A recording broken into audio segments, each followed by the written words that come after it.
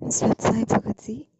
मेरी प्रॉब्लम ये है कि मैं ना बीएड सेकेंड ईयर की स्टूडेंट हूँ।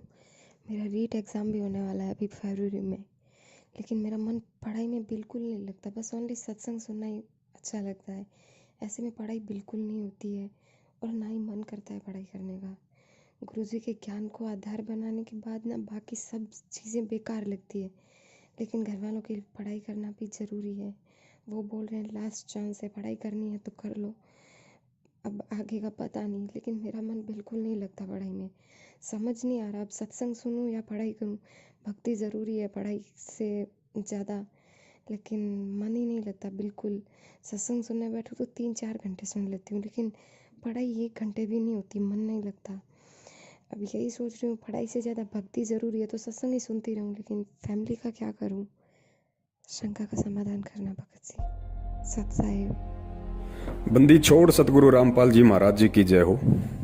सत्साई बहन जी, आप जो बात कह रही हैं वो बिल्कुल 100% सत्य है। क्योंकि जब आत्मा को असली पढ़ाई पढ़ने को मिल जाती है तो अन्य नकली पढ़ाई में इस आत्मा का मन बिल्कुल भी नहीं लगता है। और इस आत्मा की असली पढ़ाई परमात्मा का सत्संग, परमात्मा का ज्ञान, इससे बढ़कर दुनिया में और कोई पढ़ाई नहीं है। ये शिक्षा परमात्मा ने अच्छी तरीके से समझा रखा है कि शिक्षा केवल परमात्मा ने इसलिए देना अनिवार्य समझा कि शिक्षा से हम परमात्मा को पहचान सकते हैं। क्योंकि हमारे पूर्वजों को, हमारे बुजुर्गों को अक्षर ज्ञान नहीं था, वो शिक्षित नहीं थे, जिस कारण से जैसा भी उनको भगवान का रूप स्वरूप बताया गया वैसा ही उन्होंने मान लिया। अपने पेट पालने की खातिर अज्ञानी धर्म गुरुओं और पंडित लोगों ने, जो अपने आप को गुरु समझते थे, उन्होंने अपने पेट पालन के लिए हमारे पूर्वजों को बता दिया कि भाई ये पत्थर है, ये शंकर जी हैं, ये पत्थर हैं, ये श्री कृष्ण जी हैं, यही भगवान है, इस सालिक की पूजा करो, इसी से तुम्हें सब कुछ मिलता रहेगा।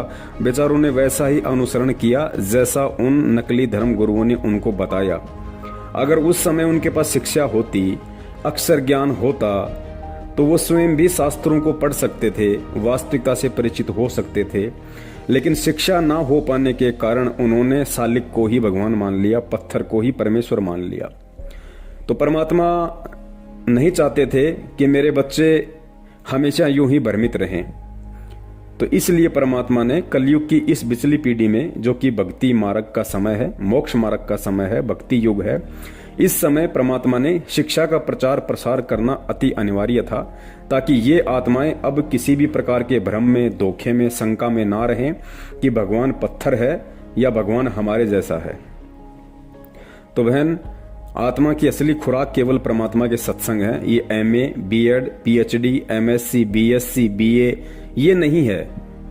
देखो बहन, चक्कर क्या था, आज भी जो लोग ज्ञान से परिचित नहीं हैं, विशेषकर परमात्मा के तत्व ज्ञान से जो माता पिता परिचित नहीं हैं, और जो परिचित हैं उनमें से भी 90% लोग केवल नौकरी प्राप्ति के लिए ही अपने बच्चों को पढ़ा रहे हैं। जबकि ऐसा नहीं है बहन, शिक्षा कभी भी नौकरी के लिए नहीं होती है।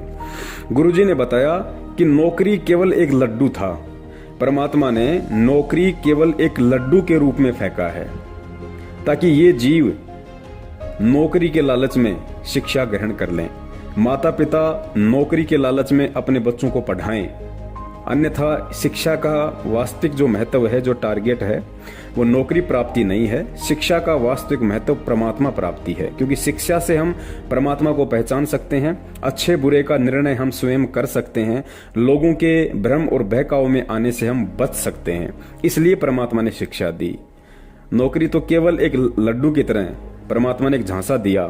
परमात्मा ने थोड़ा सा लालच दिया कि इस नौकरी के चक्कर में, 2 पैसे कमाने के चक्कर में ये जीव पढ़ाई पढ़ लेगा, अक्षर ज्ञान युक्त हो जाएगा, माता पिता स्कूल भेजते रहेंगे। तो सिर्फ ये एक लड्डू था, इससे बढ़कर और कुछ नहीं। आज जब हमें परमेश्वर ने आके सारा मूल ज्ञान दे दिया, वास्तविकता हमारी आंखों के सामने लाके रख दी, बहन, अब हमें इस पढ़ाई में ज्यादा इंटरेस्ट होना भी नहीं चाहिए। देखो, आपके अंदर से जो आवाज आ रही है, आप कह रही हो कि मुझे गुरुजी के सत्संग सुनना ही ज्यादा अच्छा लगता है, मेरा ध्यान पढ़ाई में बिल्कुल भी नहीं जाता है। बहन, दास जो भी कुछ बोलता है दास उसी आधार से बोलता है, और दास शंका समाधान के अंतर्गत यदि परमात्मा दास को लेके आए हैं तो दास हर पहलू पे उतना ही बोलता है और उसी हिसाब से बोलता है जितना दास उस चीज को फॉलो करता है। अभी आप मेरे घर पे होती तो आपको मालूम पड़ता, कई बार मेरी भक्तमती और मेरा दोनों का बच्चों की पढ़ाई को लेके हल्का फुल्का झगड़ा सा हो जाता है। वो कहती है इनको पढ़ाओ, मैं कहता हूँ क्या करोगी इनको पढ़ा के, इनको पढ़ा के क्या करोगी? इनको कलेक्टर बनाओगी, इनको इंजीनियर बनाओगी, इनको वकील बनाओगी, और ये बन गए वकील, उसके बाद क्या करेंगे? दुनिया को ठगेंगे, क्या करेंगे बताइए? सरकारी नौकरी लग के आप कौन सा ईमानदारी का काम कर लोगे? अगर मान लीजिए आपने ईमानदारी का काम भी कर लिया तो क्या ऊपर वाले आपको ईमानदार रहने देंगे? क्या आपकी मर्यादाओं में आपको रहने देंगे? मान लीजिए आपने अपने बच्चे को पढ़ाया पुलिस में लगाने के लिए, बच्चा कांस्टेबल बन गया, थानेदार बन गया, फिर क्या करेगा? गुलामी, चापलूसी। ऊपर से ऑर्डर आएगा, साहब शाम को साहब के घर पे देसी घी का पीपा भेजना है, क्या करेंगे? गाड़ी लेके जाएंगे, रोड पे लगाएंगे, बैरिकेड्स लगाएंगे, आओ भाई तेरे पास हेलमेट नहीं है, तेरे पास लाइसेंस नहीं है, उल्टा सीधा बोल बाल के लोगों को ठग ठुक के उल्टे सीधे चालान काट के अपने भी कर्म बिगाड़ेंगे और दूसरों की भी बद्दुआएं लेंगे। कौन सी नौकरी लगाओगे बहन आप अपने बच्चों को? अरे परमात्मा ने तो खुद नौकरी छोड़ के बताई है। देखो ये अंतर्यामी है परमात्मा। मालिक को पता था कि बहुत सारे लोग मेरे पास इसीलिए नाम दीक्षा लेने आएंगे कि हमारा बच्चा नौकरी लग जाए, मेरा वो काम सफल हो जाए। बहन जी, परमात्मा ने बीच में नौकरी छोड़ के दिखाया है कि भाई मेरे पास नौकरी लेने के लिए मत आओ। मैं यहाँ पे नौकरी दिलाने का ठेका नहीं लेता और ना ही नौकरी लेने दिलाने की ये भक्ति है। परमात्मा ने खुद अपनी पेंशन, जो मात्र 18 महीने बाकी थे, जेई की जो नौकरी थी परमेश्वर जी की, तो 18 महीने बाकी थे पेंशन आने में, और परमेश्वर ने उसी समय रिजाइन कर दिया। साथी बोले भाई क्यों पागलपन कर रहे हो, 18 महीने बाकी हैं। अरे भाई 30-40 हजार रुपये पेंशन आएगी, बढ़िया आराम से रहेगा, बुढ़ापा कटेगा। जैसा भी वो लोग सोच रहे थे अपनी बुद्धि इस तरह से, तो परमात्मा ने कहा भाई ये पेंशन लेते हुए तो मुझे असंख्य योग हो गए, अब तो भाई सच्ची सरकार की नौकरी मिली है, सेवा मिली है, वही करूंगा। ये पेंशन तो पता नहीं मेरी कितनी बार बंद चुकी है। तो परमात्मा को पता था कि बहुत सारे लोग केवल नौकरी प्राप्ति के लिए ही आएंगे, तो परमात्मा ने पहले ही नौकरी छोड़ के और बार बार सत्संगों में इस बात का जिक्र करके कि भाई मेरे पास में नौकरी नहीं है, मेरे पास में तो सच्ची नौकरी है, सच्ची सेवा है, अगर तुम करना चाहो तो, तुम्हारी इच्छा हो तो बहन ये जो सांसारिक जो पढ़ाई है ये हमारे किसी काम की नहीं है, फिलहाल हमारे किसी काम की नहीं है। क्योंकि जितना परमात्मा ने हमें शिक्षित करना था, जितना हमें अक्षर ज्ञान युक्त करना था, उतना परमात्मा ने हमें कर दिया। अब इसके बाद हमें ज्यादा MA BEd MA FL PhD पता नहीं क्या क्या डिग्रियां, क्या क्या उपाधियां होती हैं, फालतू में हमें अपना समय और माँ बाप का पैसा बर्बाद करने की आवश्यकता नहीं है। और बहुत सारे भगत भाई हैं जो अपने बच्चों को बहुत हाई फाई स्कूलों में भेजते हैं अपने स्टैंडर्ड के अकॉर्डिंग। क्यों? जिसके घर में ज्यादा पैसा है वो अच्छी स्कूल में अपने बच्चों को पढ़ाता है। भाई नाम दीक्षा लेने से पहले तो आप कुछ भी करते, लेकिन इस परमात्मा की शरण में आने के बाद में केवल एक लेवल मेंटेन करके चलो। अपने बच्चे को सांसारिक शिक्षा से ज्यादा अब आध्यात्मिक शिक्षा की तरफ बढ़ाओ। सांसारिक शिक्षा भी केवल उतनी ही जरूरत है जितना बच्चा अपना व्यवसाय ठीक ठाक तरीके से कर ले, बच्चा सोचने समझने के लायक अपना काम निकाल ले, बच्चे को कोई ठग ना सके किसी व्यापार में या किसी अन्य तरीके से, उसको लिखना पढ़ना आ जाए, बोलना चलना आ जाए, 10वीं बारी बहुत होती है। भगत जी मान लीजिए आप अपने बच्चे को बहुत अच्छी स्कूल में पढ़ा रहे हैं जिसकी लाखों रुपए साल की फीस है। आपका टारगेट है कि मेरा बच्चा बड़ा होकर इंजीनियर बने, मेरा बच्चा बड़ा होकर जज बने, वकील बने, कलेक्टर बने।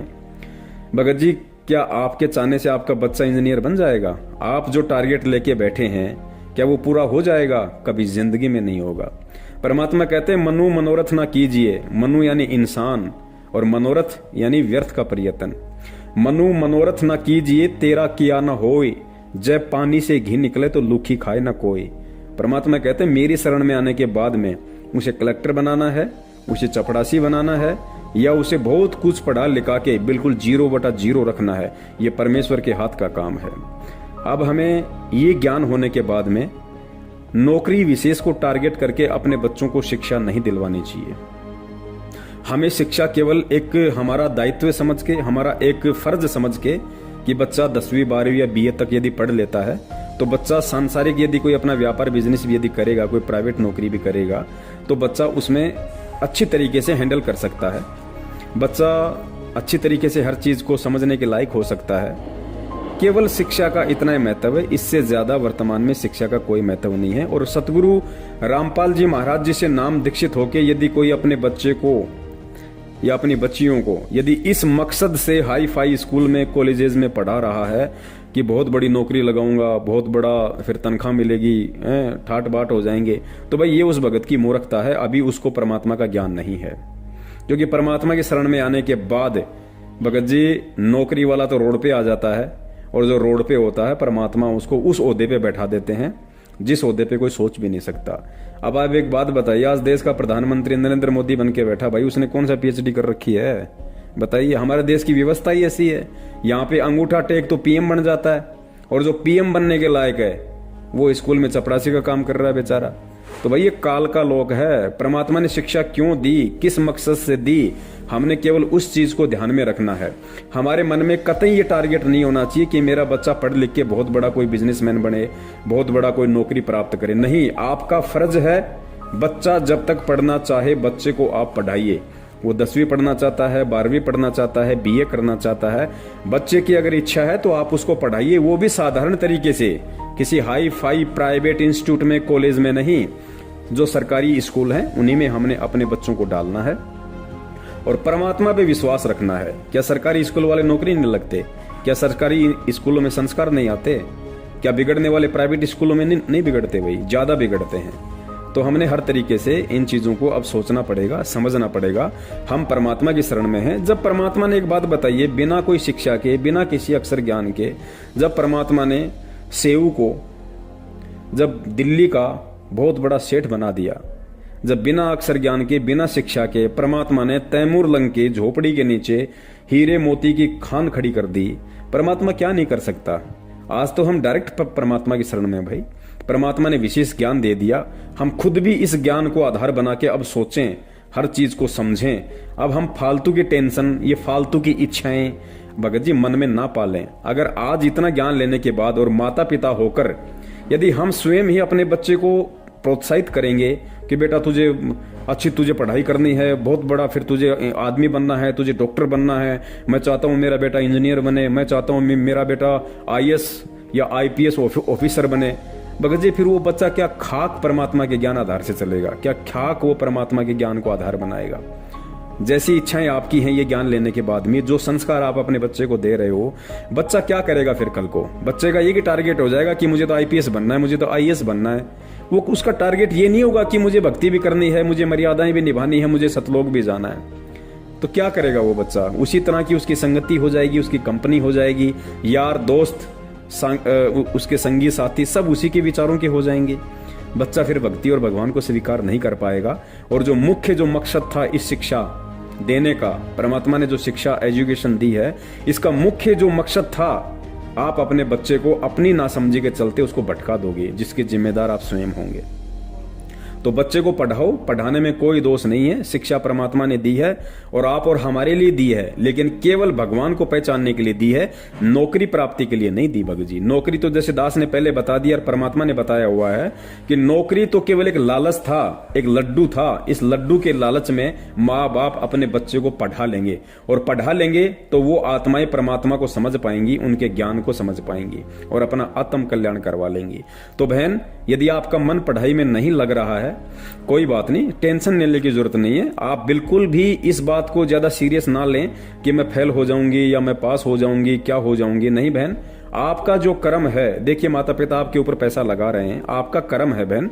पास होना, नौकरी लगना, ये बहन आपके हाथ में नहीं है, ये परमात्मा के हाथ में है, यदि आप उनकी शरण में हो तो आप अपने माता पिता के अकॉर्डिंग, उनकी इच्छाओं के अकॉर्डिंग आप केवल अपना फर्ज पूरा कीजिए, आप अपना कर्तव्य निर्वाह कीजिए कि माता पिता यदि मुझे पढ़ाना चाह रहे हैं तो मैं पढ़ूं।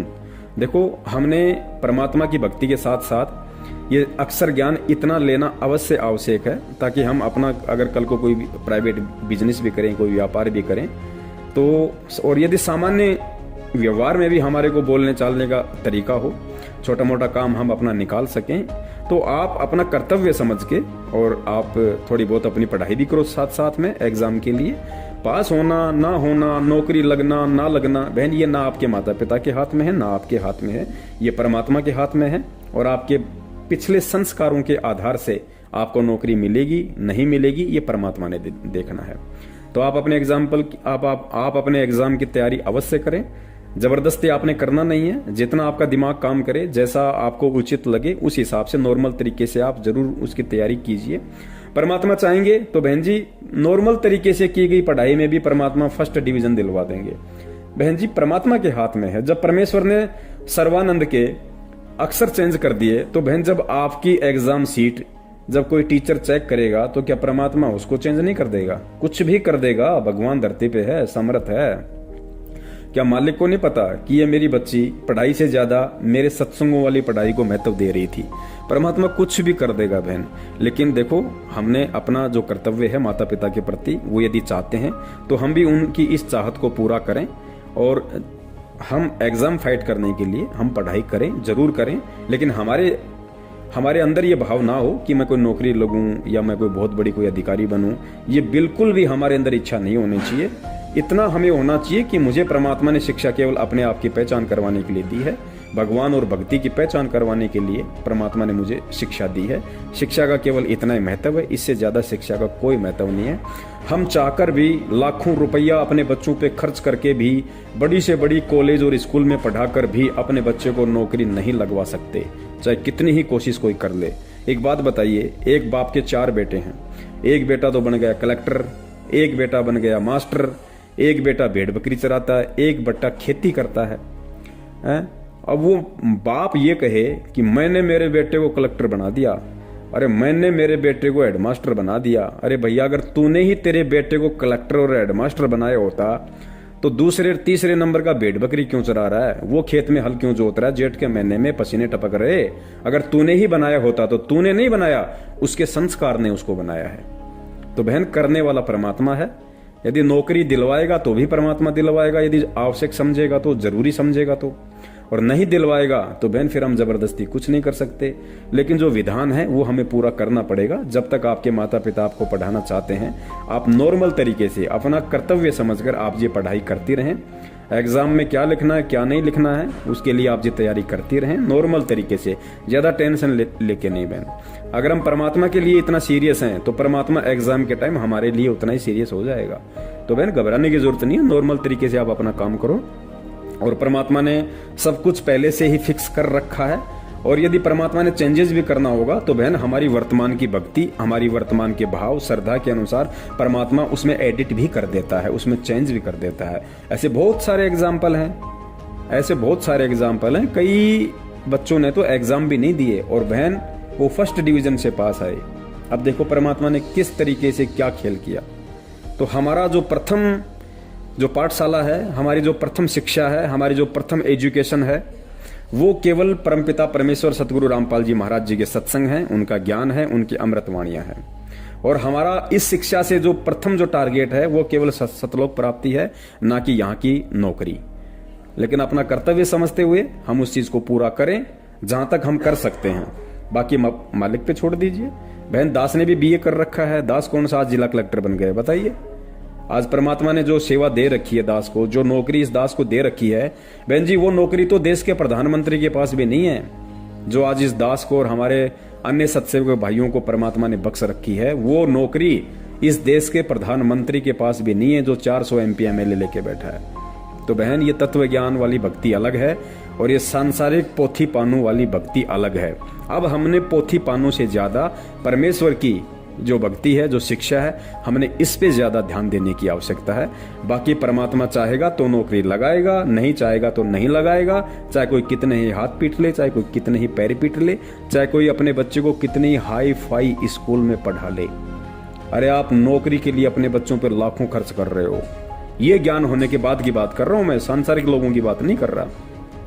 सतगुरु की शरण में आने के बाद में जो व्यक्ति एक नौकरी के लालच, एक लड्डू के लिए यदि लाखों रुपया अपने बच्चे पे खर्च कर रहा है, हाई फाई बिड़ला की स्कूल में पढ़ा रहा है, भगत जी क्या पता वो बच्चा नौकरी लगने से पहले एक्सीडेंट हो जाए, उसकी डेथ हो जाए। क्या क्या किया भाई? किस पे पैसा खर्च किया भैया? किसके लिए किया भैया? किस चीज के लिए किया? तो भगत जी हमने विचार करना पड़ेगा। परमात्मा चाहेगा तो अनपढ़ को कलेक्टर बना देगा, और वो समय आने वाला है। अब वही समय आएगा भगत जी, कलेक्टर बनने के लिए, बड़े से बड़ा आईपीएस आईएएस अधिकारी बनने के लिए। भगत जी आने वाले समय में ये डिग्रियों की जरूरत नहीं है। आने वाले समय में सबसे बड़ी डिग्री परमात्मा का नाम होगी, कि कौन सा नाम मिला हुआ है और कहां तक आप इस आध्यात्मिक ज्ञान को समझ पाए हैं, और इस ज्ञान को समझ के आप किस तरह आप परमात्मा के इस मार्ग पे चल रहे हैं। भगत जी ये चीजें आगे देखी जाएंगी। आगे जब विवाह शादियां होंगी तो आगे भगत का ज्ञान योग देखा जाएगा, भगत की समझ देखी जाएगी, भगत का नाम देखा जाएगा, भगत का व्यवहार और उसका चरित्र देखा जाएगा, ना कि उसका मकान, उसकी कोठी, उसके पैसा, उसका बैंक बैलेंस, उसकी जमीन, उसकी नौकरी, ये नहीं देखी जाएगी। तो भगत जी हमने इन चीजों पे विचार करना पड़ेगा। और बहन आप टेंशन ना लीजिए, आपको यदि परमात्मा के सत्संग अच्छे लगते हैं तो आप सत्संग ही सुनिए। यदि आप 10 घंटे सत्संग सुनती हैं, 5 घंटे सत्संग सुनती है, परमात्मा का चिंतन करती हैं, और 2 घंटे यदि आपको टाइम मिलता है तो 2 घंटे में आप अपनी एग्जाम के लिए तैयारी भी कीजिए। परमात्मा थोड़े में बहुत दे देगा। दयालु है परमात्मा, समर्थ है। सारी दुनिया की तकदीर, सारी दुनिया के बच्चों की आंसर शीट मालिक के हाथ में है। जब चाहेगा, जैसा चाहेगा, उसको वैसा ही रिजल्ट देगा। सत साहिब, जय हो बंदी छोड़ की।